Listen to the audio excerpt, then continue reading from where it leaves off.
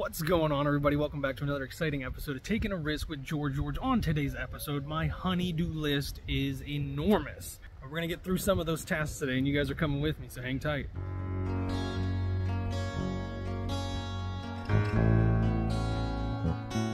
Alright, so if you've never seen the backside of a RV refrigerator, there you go. That's what it looks like.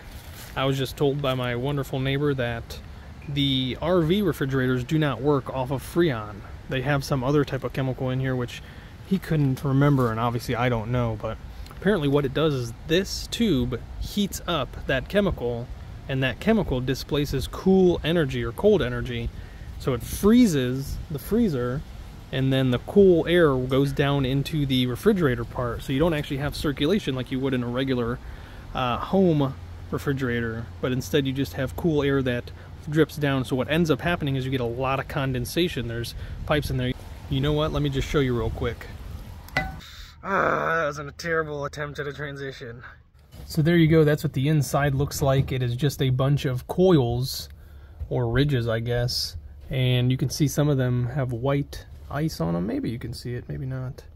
See if I can't get you a better look. There you go. There's some ice crystals. Those are beautiful. So that's actually coming from the freezer. And then what it does is it melts, and you can see there's a little ridge right here where it melts. There's a drip right there. It drips into this little tray, and that tray is what that white hose comes to. All right, now that we're back out here, you can see I did finally clear this line. I had to use a Q-tip to get the gunk that was out, or inside the hose. This little hose part, you gotta take off that little black cap right there. And the water did start draining after I did that, and I cleared the obstruction, but now I'm going to go ahead and super clean this area, or at least get it nicely clean with our orange champ. And I'm going to make sure not to spray anything electrical because that would be terrible. I'm just going to stick to the areas that are kind of dusty. I should use something dust that can help with the dust.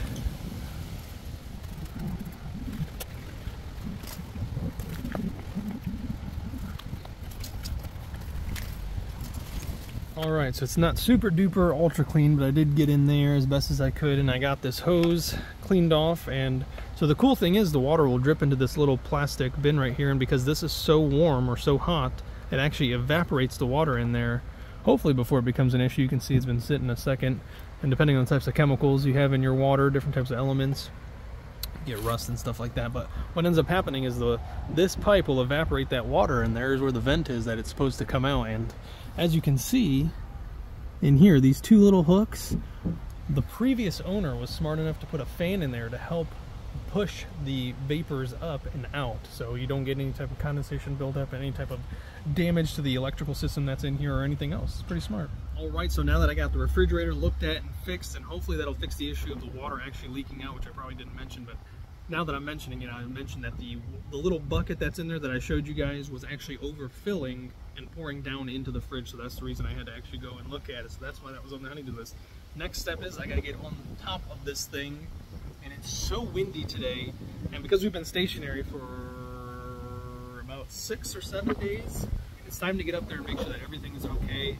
Check around all the vents, make sure there's no animals or critters trying to make homes up there or digging or doing anything worse, because I did find a slug in the kitchen, and I'm not sure how that happened. It was coming out of the bottom slide, so I gotta go around the perimeter and check the slides and make sure that everything is the way it's supposed to be. So let's grab this broom and fly up there. One thing you do gotta love is the amount of nature you're gonna find up here. So I just made a friend. I don't think it's a cockroach. Coming with me. This is one of my favorite things to do. I know it seems hard and tedious to get up here, but I love coming up here to sweep.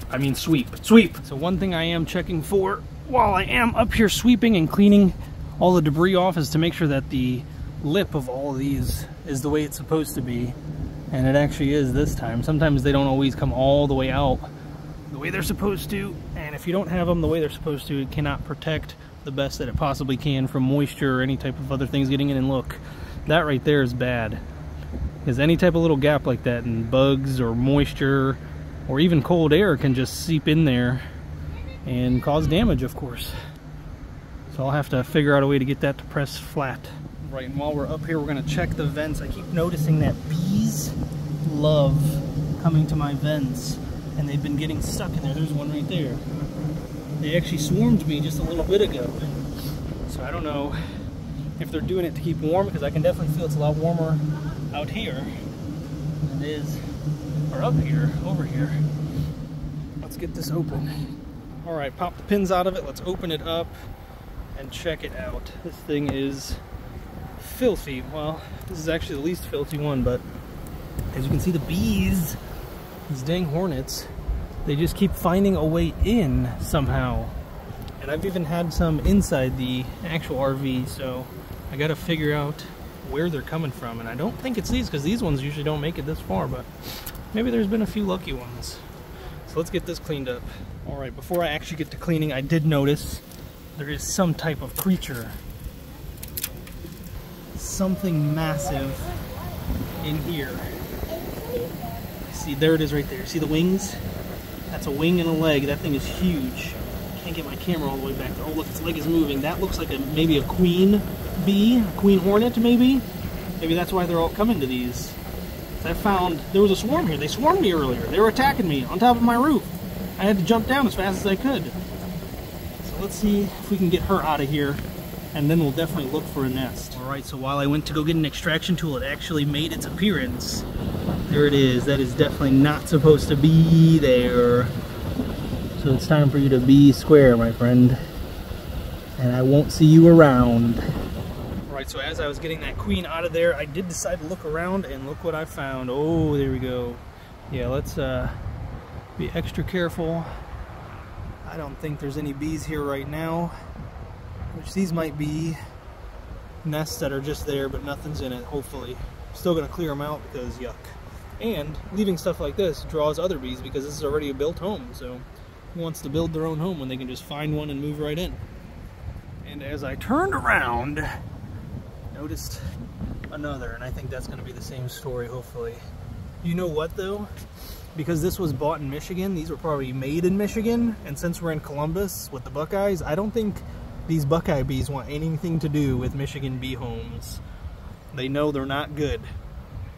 Just kidding, I love Michigan. Alright, so after getting that queen out of that area, I did notice a bee come out of here, so I'm going to go ahead and check this. It says to pull, to open, or to remove, but I can't seem to get a grip on it. This whole thing doesn't just come off, and I'm not trying to rip things off the roof, so let's get a better look.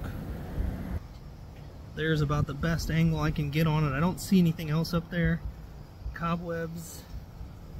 Decent look around. Looks like we're all clear. I'm glad there's no nest in there. So that would be strange to clear out, even though it says just to remove it, just pull it. But I think we're good on this. There's just a stray bee. The next day. Alright, it is officially day number 2 of my honey-do list, and we're going under the sink this time. I'm going to replace a little piece of wood that should be there. Let's check it out. A little piece of wood is missing.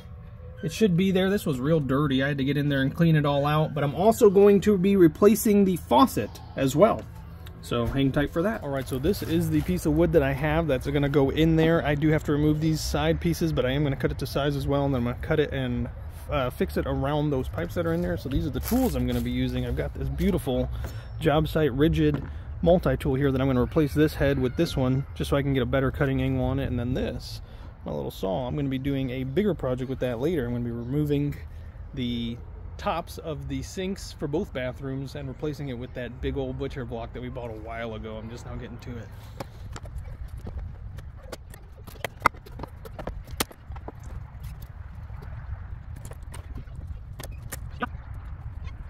Alright, so next up I got to take the head off of this, which is pretty easy. It's got a button right there and a button right there. You just push them in, and it's not super duper hard. There you go. Take that off, and these ones just simply pop right on, making this super duper effective. This is one of the best multi-tools I've ever seen.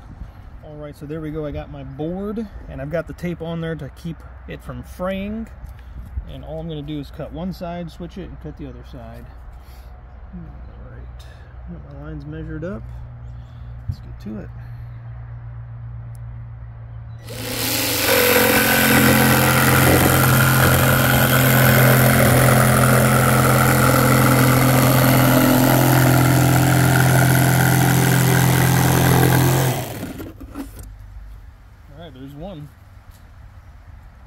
Alright, got it rotated and taped up, and now I'm just going to do the same thing for this side.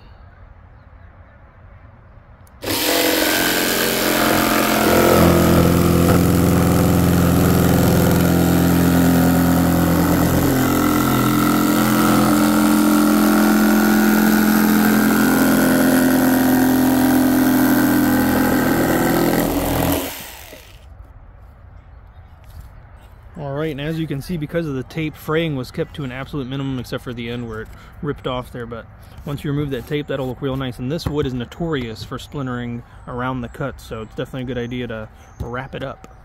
Alright, so let's get this tape off and get a peek at it. Oh yeah, oh, real simple, real nice. There we go, look at those edges, that is beautiful. Love it.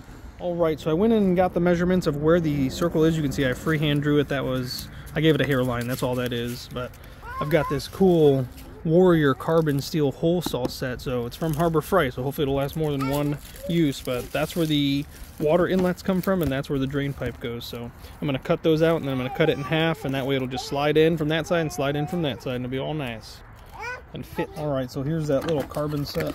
Unboxing it. Take a look at what you get. 18 pieces, comes in a nice hard box. Pop it open. There you are, you got your owner's and instructions manual.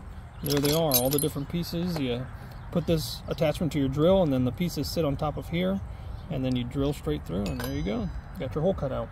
Pretty nifty. Alright, there we go. I got it all locked in, and as you can see, I should have plenty of room to cut. This has a groove right here, so should be just about right where I need it, I guess. Maybe a little bit more. Alright, there we go. Got it reclamped in a new position. Should be a little bit better and more accurate for me to go straight through that, so let's get to that.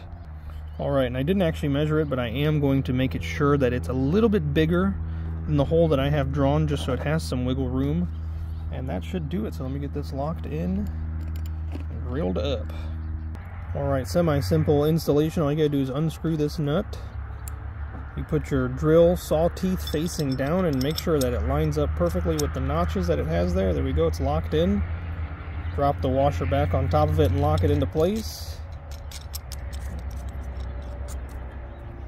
There we go, no spinning, no rotating on its own. Put it into your drill and drill away.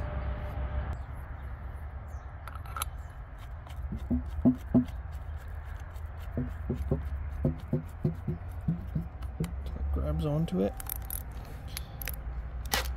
There we go. Alright, safety glasses on. You guys will just have to take my word for it. Put that drill right in the middle. And straight down. Now I have to make sure that this isn't pressed too hard because it can break.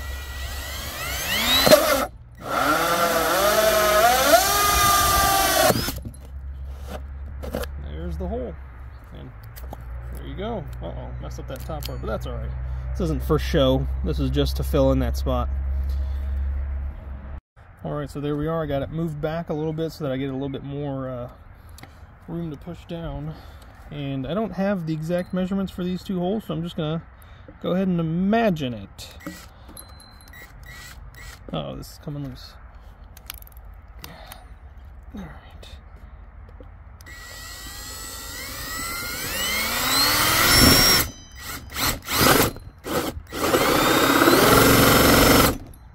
We're back. Tool is a little wobbly. You can see it's not sitting on there straight. See how it's wiggling? That's no good. Let's go ahead and correct that immediately.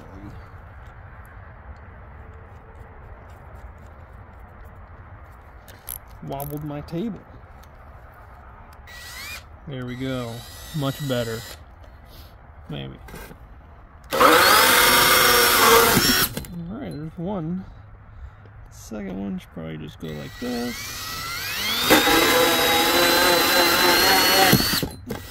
Yeah, that doesn't look right, but it's alright. Alright, last step is to just saw... Well, first step, before we get to the last step, is to fix this clamp. How dare you embarrass me like that on my own channel? Uh-oh, that's not holding, that's why. Why are you not holding? Yeah, that's perfect. Why are you not holding? Alright, anyways, back to what I was saying, maybe, is that I'm just going to saw it right up the middle, right there, and then we're going to see if all of my eyeballing is accurate. because I can 100% guarantee it's not. Alright, make sure I don't hit the table. Right there, should be fine. This is just guesstimation work, and I didn't go through the process of retaping it. Anyways.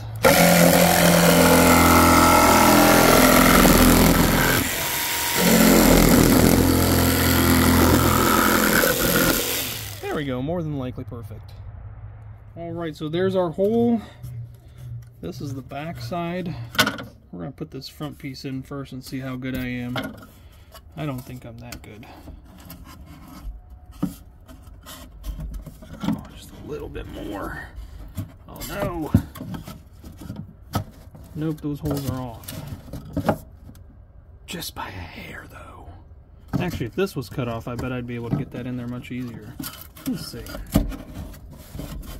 Those pipes wiggle. Out of my way! Alright, there we go. After some careful negotiations with the plumbing people, I was able to get this in. Now all I gotta do is staple it down and then put some wood filler on that and finish that up. And these holes were not even close, but it's good enough. It's good enough, so done with this and on to the next. Alright, so there's the finished product as you can see, and I'm gonna call it a day for now. Look, you can't even tell that it's all jumble jacked in there and messed up. See? You never even know. Unless I showed you like this super intimate view right here, you'd never even know. So we're gonna call it a day, and we're gonna pick back up with the honey-do list tomorrow. Alright, it's officially day number 3 of the honey-do list, and if anybody's wondering why it's taken me 3 days to get through just a few of these tasks, it's because I am a father of 4 little kids, and they have a lot of things going on that I have to be there for, so doing it at my pace, which is okay. So today, on removing this old shower head, which I've already started, but we're going to replace it with this new shower handle and shower head. It's going to look so nice. Alright, so this scene right here depicts me thinking that I'm recording properly, but I wasn't. Apparently everything was in a special mode that I didn't even know about, but everything is in real speed that you see here. That's how fast I really move, so let's get back to this. Oh yeah, look at me go. Alright, are we having fun or what? I thought I was filming, but I guess I wasn't, and it would have been great if I was, because I just learned that in an RV, even if you turn the water off at the source, so that means there's no more water coming into the RV whatsoever. Even taking off this little, let me show you guys. No, that's not it. Oh, it blasted away. Where did it go? Oh wow, it really did blast away. Well, anyways, there was a little cap that was sitting on here, not too tight, not too loose either, and it holds in these plugs right there. And I found out that it was still pressurized, and when I took that little cap off, this came blasting out, hit me right in my little raccoony. Look at that, it got me real good. And if you thought I was done with my mistakes, you are incorrect, because here I am recording in that mode again. Alright, so here's what I got so far. I wasn't able to actually exchange out the gut pieces. I'm not sure how that even comes out of the wall there. It looks like it's all screwed in, all that, and I wasn't able to even get it to budge a little bit. So what I did end up doing was taking the new one and taking the pieces apart and putting it on the old one. So the guts, I'm sure, are still good. And now all I gotta do is put the handles back on. And this will be just about done. And then I'll attach the hose and attach the hose to where the hose attaches to, and then it attaches to right there, and then I'll be all done with this project and on to the next. And here it is all finished. Check out that beauty that I eyeballed. And I didn't end up putting these little things back in, but I did end up sealing them, so look at how all of this came together so nicely. That's beautiful. Love it. Thank you all so very much for watching and enjoying me in the shower. If you don't mind, I'm actually going to take one. So, you know, just like subscribe, like the video, leave a comment. But more importantly, it's just time to leave. Bye.